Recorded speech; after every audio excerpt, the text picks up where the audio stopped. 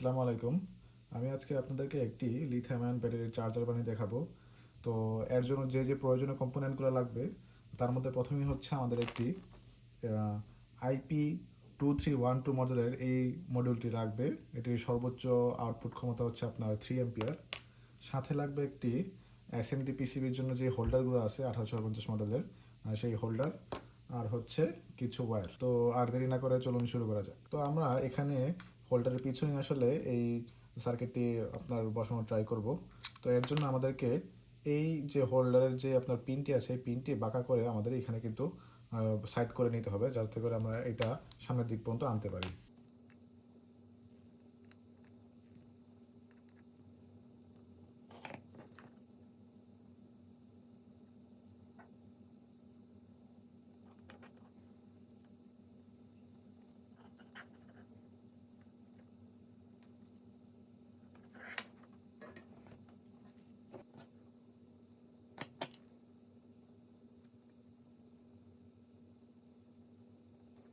Soldering করা হয়ে গেলে এখন কিন্তু আমরা যথাস্থানে এই IP2312 যে চার্জিং মডিউলটি আছে সেটি কিন্তু এখানে যথাস্থানে আমরা বসিয়ে দিব মাঝ বরাবর।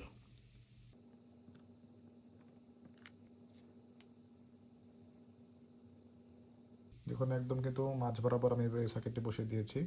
তো এখন জাস্ট আমাদের পজিটিভ এবং নেগেটিভ টার্মিনালগুলো এই সার্কিটের সাথে সোল্ডারিং করে দিতে হবে।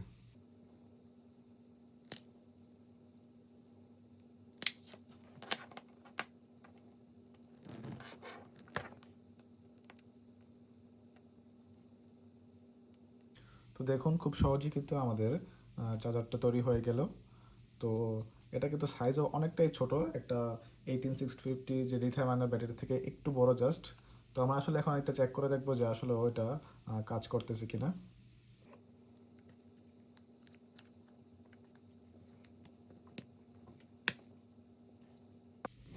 আমরা একটি ইউএসবি টেস্টার ইউজ করবো, এটা কত অ্যাম্পিয়ার করে চার্জ করতে সেটা দেখানোর জন্য।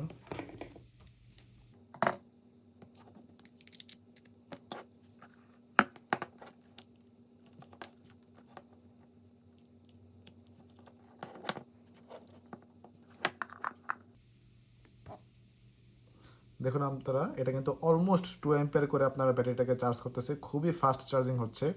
তো আমরা যারা